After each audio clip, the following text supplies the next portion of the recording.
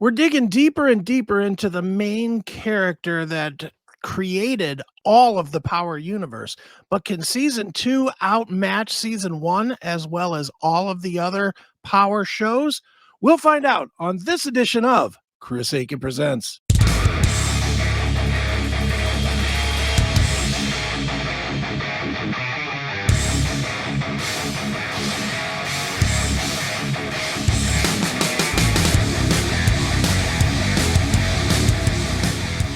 What's going on, everybody? It is Chris Aiken back once again with another edition of Chris Aiken Presents.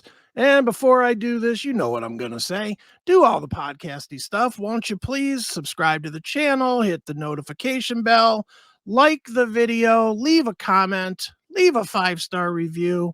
Tell me I suck. It's all good. Whatever you want to say, it is fine with me. But just let me know that you're there, okay? All right.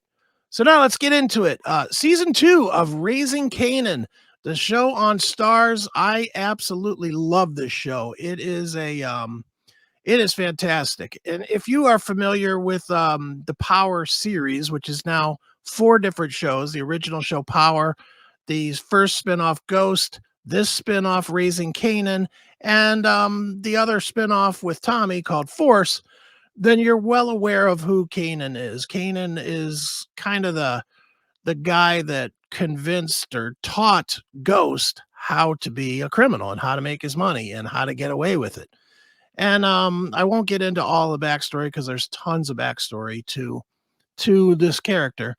What I will tell you is that Raising Kanan, book 3, is it digs into Kanan's past, how he grew up and how he became the gangster he became. And it is a fantastic, fantastic story. Of course, this whole series is written by 50 Cent, and he does a fantastic job of writing stuff. If 50 Cent writes it, you ought to watch it anyway, whether it's all of these shows or there's a show on Crackle called The Oath, which was equally good. So whatever it would be, I definitely recommend you check out Curtis Jackson's writing because this guy is fantastic.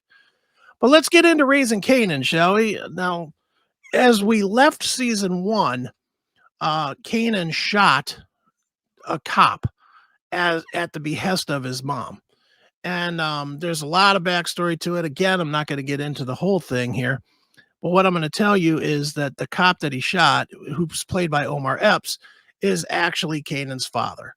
So we begin season 2 with the cop. Of course, he lived. You know, he has to live through it. But he comes back to now he's going to tell Kanan who he is. And yeah, so we've got that plot line right there that now Kanan feels betrayed by his mom because his mom set him up to shoot a cop, but in reality set him up to shoot his dad. And you know, so there's that backstory going on. There's another backstory where kind of the overreaching arc of the entire season this year is that this is the point in where the mother is trying to expand her reach. She's trying to expand from just a few blocks that they sort of control to into New Jersey and more reach on the street, making more money. And it's the typical kind of street gangster story. You know, once you accomplish one thing, you want to make more money and you want to make more money. And that's always how these shows play out. And I'm gonna not get too much into the story itself this time. I'm a few episodes in on the new season, but it's way more intense than the last season was, and the last season was quite intense to boot. And we're learning a lot more about not necessarily only Kanan, but a lot of the other back characters as well. We're learning about the other people in the mother's gang. The one that we're learning a ton about, who plays a pretty pivotal role in Ghost, is the character known as Jukebox. And Jukebox was Kanan's friend in Raising Kanan as a kid, who went on to become one of the more ruthless people that kind of kept Kanan on track to be a solid gangster in real life. So I'm definitely loving new season of Raising Kanan. It is fantastic. It's violent. It's raw. It's everything that you would expect from this kind of a show. Starz definitely does not give a fuck when it comes to playing the politically correct game. I mean, not at all. The language in this thing is really kind of surprising that they actually go with some of this language, because it's pretty not what society lets you say these days, that's for sure. But this show is fantastic. I mean, if you are a fan of this kind of television, this very high-end action-packed gangster crime syndicate type of stuff, this is definitely a show that you are going to dig. I certainly recommend it. I recommend it as highly as I can. It's as shows are out there today, this is definitely, it might be the best active show out there right now. There's a few others that are really good too, like Billions and stuff like that, but I think I would probably put Raising Kanan at the top of the ladder for this stuff. So make sure you check it out. It is Raising Kanan. It's season 2 of book 3 of the Power Empire, I guess, which is all available on Starz. And just as a side note, for those of you that don't have Starz, but you're always looking for new content, seriously consider Starz.